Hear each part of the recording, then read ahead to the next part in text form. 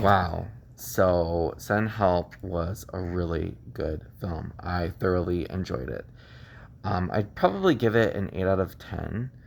Um, so, it follows Dylan O'Brien and Rachel McAdams' characters.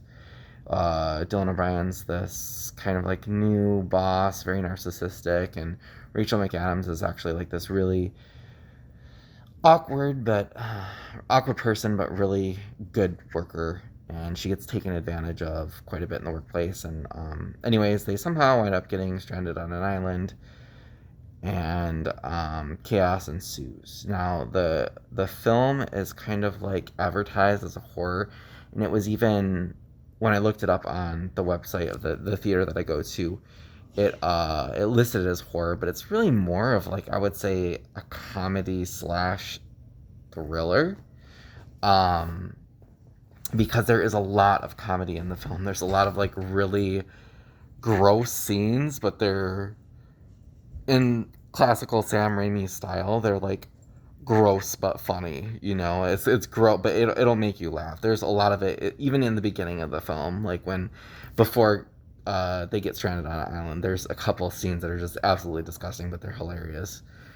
Um, so Dylan O'Brien's character is really unlikable in the beginning, but as the film goes on, he becomes quite more likable. And the opposite is with, I would say, Rachel McAdams' character. She's really likable in the beginning, and then she becomes very dislikable towards the end. There's one scene in particular that'll be very hard for men to watch. Um, and there were a couple of scenes in the film that were actually quite suspenseful. I mean, it was more funny than suspenseful, but there was some suspense in the film, I will say. There was a lot of, like, throughout the film, commentary on, like, gender roles and stuff. But with added comedy to it, like what a man should be doing and what a woman should be doing. And it was actually quite funny. It was a good film. I really enjoyed it. There was also a couple times, quite a few times in the film, where I felt it was going to end or it could have ended, but it kept going. But that wasn't necessarily a bad thing because I mean, it was a really good film, so I didn't mind that it didn't end.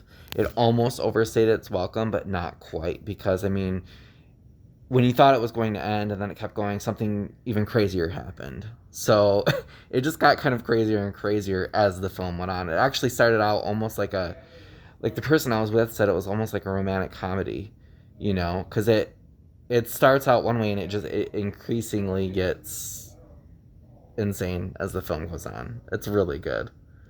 So I don't want to spoil too much, so I'll just kind of leave it at that. I will say that the ending I did not care for.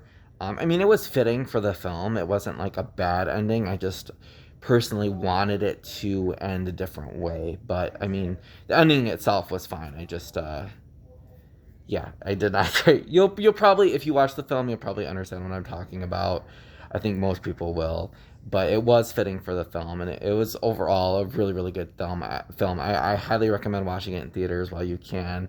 There also, before I end this, there was one scene in particular, um, with a boar, but it was a very obvious CG boar.